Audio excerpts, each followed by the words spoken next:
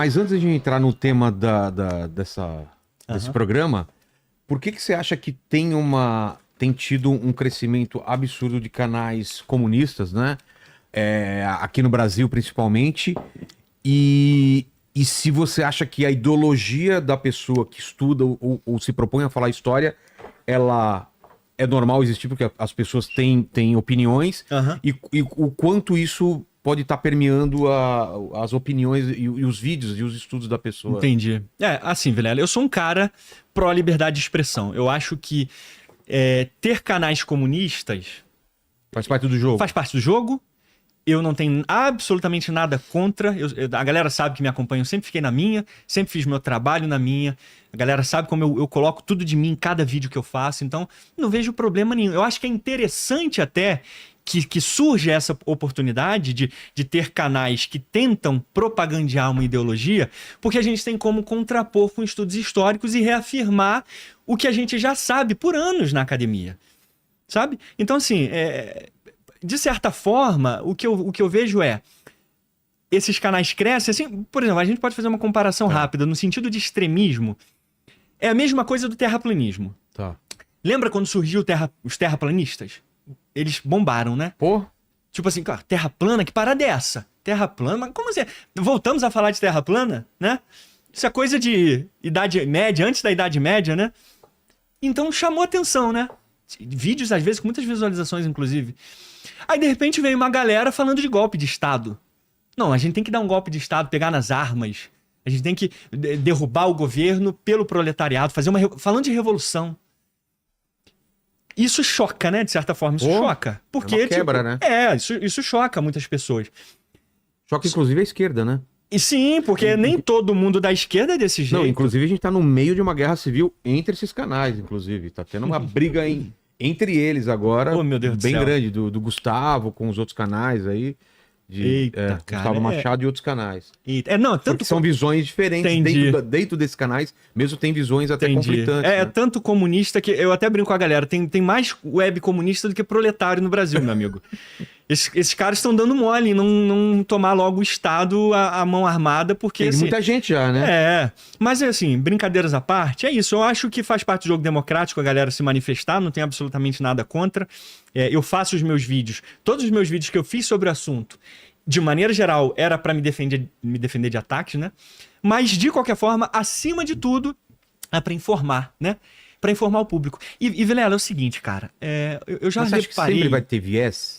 É impossível tirar o viés? Sim, o viés ele existe. Não tem como, né? Não tem como você retirar a subjetividade. A gente tá falando de ciências humanas, né? Qualquer pessoa vai ter uma visão do mundo. Mas essa visão do mundo, Até ela um fotógrafo jornalístico, quando ele escolhe o ângulo que ele vai fotografar o negócio, ele já é um viés, né? Ele não precisa ser bitolado. É isso que eu tô falando. Quando você é confrontado com evidências, você pode ter um viés, mas você pode muito bem entender que essas evidências precisam, de alguma maneira, se você tiver honestidade, se você não for um propagandista, né? Porque tem pessoas que são propagandistas. O objetivo delas é fazer uma propaganda política ou de qualquer regime, né? Eu, por exemplo, não tenho problema nenhum que critiquem o capitalismo. Eu tenho várias críticas ao capitalismo. Eu não preciso defender o capitalismo. Em nenhuma medida. Em nenhuma medida. Por quê? Não há a menor possibilidade de qualquer viés político desse sistema cair. Esse sistema já passou por múltiplas reformas. Se Karl Marx estivesse vivo hoje, ele teria um choque. Porque o capitalismo brutal que Marx viu na época dele, que as críticas que ele fez são corretas, de fato, ele viu um capitalismo onde a brutalidade acontecia todo. Selvageria. Era selvageria, né? Eu acho que ele nunca imaginaria que hoje o trabalhador tivesse acesso a tantas coisas, né? Acesso a processar seu patrão, né? A ter bens que nunca ninguém jamais pensou naquela época em ter, né? Fazer greve e não ser preso por isso, né? Enfim, uma série de patrões sendo obrigados a indenizar seus funcionários. É claro que tem muita coisa que precisa ser corrigida e eu sou um cara que é isso. Tudo na conversa, né? Em relação a qualquer assunto é válido dentro da perspectiva democrática, né? Porque não há nenhuma possibilidade, Vilela, por isso eu falo, né, que isso não me incomoda, esses canais, né, comunistas que falam sobre esse assunto, não me incomoda, por quê? Quantas cadeiras esses comunistas conseguiram nas eleições agora? Quantas? Eu posso dizer que 0. Posso estar enganado, mas eu acho que não conseguiram nenhuma. Em qualquer estado. Não tem ecoado, então, no voto. Não tem ecoado, né? Então, assim, esse crescimento já está estancado. Esse crescimento que, de repente, a galera, né? Essa galera extremista, golpe de Estado e revolução e matar o burguês tem que ser escapelado. Eu já vi palestras de comunistas, até pessoas idosas, cara, comunistas idosos. Com conservador, a gente não tem que conversar, não. Com conservador é no fuzil. Pendurar em um poste, escalpelar, coisas do tipo, né? Então isso é risível, isso é até risível, né? Porque se você vê a quantidade de testosterona que emana desses web comunistas, é assustador mesmo você imaginar uma revolução feita por esses caras, né? Então, assim, eu acho que no fundo o povo brasileiro encara isso como sendo um teatro, né? Eu acho que tem um interesse genuíno de, deixa eu ver qual é a parada, mas não se sustenta. No final vê que, tipo, porque é político.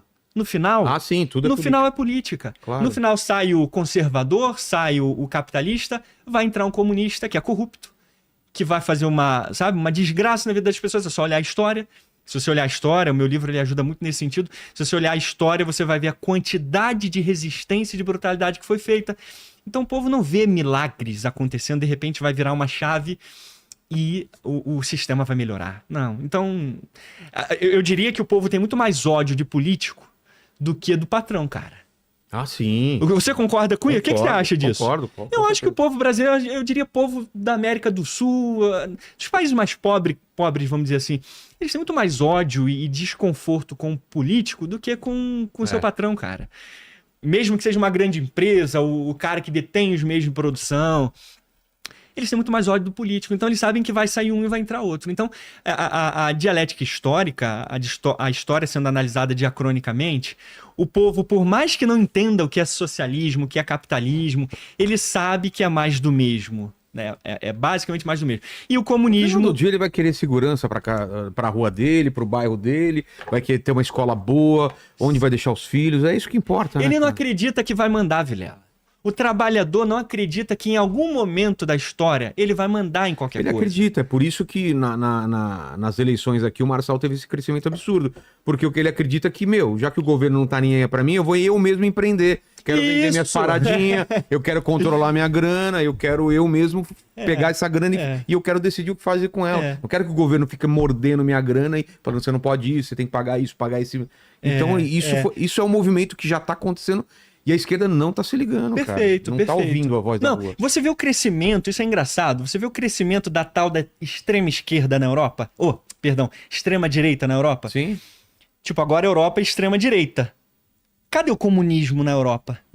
Pra contrapor, né? Pra contrapor. Não, você vê que por questões democráticas e eleitoreiras, a galera não vota no... O comunismo, historicamente, Vilela, ele só veio por vias de guerra mundial. Primeira Guerra Mundial. O problema da gente esperar uma guerra mundial para ter essa virada de chave é que pode ter 2 grandes problemas. Surgir o comunismo, mas o fascismo também. Foram 2 políticas brutais que surgiram no pós-guerra. Extremas, né? E uma surgiu primeiro. Qual? O comunismo. Em 1917, o comunismo veio primeiro. Depois veio o fascismo italiano. E depois os 2... dominaram lá, quase dominaram a Europa inteira. E daí o nazismo, né? E daí o nazismo, exato. Então, é bizarro a gente imaginar que, por mais populista que sejam essas promessas, que o povo está sendo explorado, que o burguês está enriquecendo cada vez mais, o povo não compreende uma solução lógica para a vida dele. Ele não entende o que é consciência de classe, ele nunca entendeu. E ele nunca vai entender, porque todo mundo pensa em si próprio. E se organiza em comunidades que são muito mais fortes do que a ideologia. Perfeito. A igreja que ele tá. Perfeito, o time Vilela. de futebol que ele torce. Sei lá, a turma do bairro dele. Essas coisas, esses laços familiares e de amizade são muito mais fortes do que uma ideologia que alguém lá tá gritando em cima, o político falou, vocês têm que se organizar, eu sou o cara que vai te levar pra cá ou pra lá. E não dá. Perfeito, Vilela. Perfeita a tua análise, cara. Essa análise que você fez, eu citei no livro, tem a professora Sheila Fitzpatrick, ela é uma grande sovietóloga também. Ela escreveu um artigo especializado sobre esse assunto, designando classes. Como que os bolcheviques é que determinavam o que era consciência de classe. O trabalhador que resistia aos bolcheviques, eles não tinham consciência de classe trabalhadora.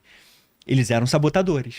Então, para você ter a consciência de classe, ela tinha que vir de cima. Nos escritos de Lenin, ele diz isso. A consciência de classe tem que ser colocada de fora. Ela não vem do seio do trabalhador. É o trabalhador que tem que entender através de um intelectual burguês, como no caso de Marx e de Lenin, qual é a consciência de classe. Então, sabe, não é uma coisa que em qualquer momento da história vai fazer sentido para o trabalhador. Porque ele não vai entender, não vai ter a mente do cara que sentou, leu, ficou com a cara enfiada em Karl Marx a vida inteira. Maxim Gorky, esse cara que eu citei aí aqui pra galera ainda há pouco, ele diz que Lenin não conhece o povo. Ele fazendo uma crítica pesada em 1917, em dezembro de 17 ainda. Falou, Lenin não conhece o povo, ele não conhece as massas, não conviveu com ela. Ele estava exilado. Ele já estava desde 1905, se eu não me engano, exilado, fora da Rússia, num chalé na Suíça. Abriu Marx, ficava lendo Marx o dia inteiro, achando que tinha compreendido a sociedade lendo Marx. Você pode compreender o sistema capitalista, mas compreender a mente do povo, isso é impossível. Então ele faz essa crítica. O que ele fazia era promessas populistas para tentar colocar, e aí nas expressões dele, o povo nas patas traseiras, cara. Enfim, né? Resumindo, esse livro, sabe, eu acho que é um livro que vai ajudar muito, que é em volume só. Eu sintetizei todas essas questões que são centrais para a gente compreender. O meu objetivo é informar, Vilela. É informar o máximo possível o público. E o público tem a sua opinião e faz a sua análise. Né? Isso aí, exatamente. Através de evidências primárias, fontes robustas. Quando você fez uma pergunta sobre o que estudos relevantes mesmo para a gente entender, né? São estudos que são feitos por especialistas soviéticos, né? Especialistas na sovietologia, vamos dizer assim, que foi publicado por grandes universidades ou grandes editoras acadêmicas, que foi revisado pelos pares, né? Esses são os principais pontos de observação que a galera precisa saber. Se você vai ler sobre o comunismo e você vai ver que a editora, por isso que eu sempre alerto a galera, não acreditem no que eu estou dizendo. Chequem as minhas fontes. Vejam as fontes por vocês próprios. Quando você vai ver um livro, por exemplo, que vai falar sobre o comunismo, foi publicado por uma editora revolucionária. Tipo, uma editora, não sei qual, não conheço uma editora revolucionária aqui no Brasil, mas uma editora revolucionária nos Estados Unidos, a Erythros Press, que é uma que eu conheço, só publica livros revolucionários da extrema esquerda. Livros que são apologéticos ao regime. Não existe uma reputação por trás daquela editora em ter uma revisão pelos pares de especialistas que vão analisar como essa obra foi. Essa obra foi analisada pelos pares, inclusive, do Conselho Editorial da Dialética.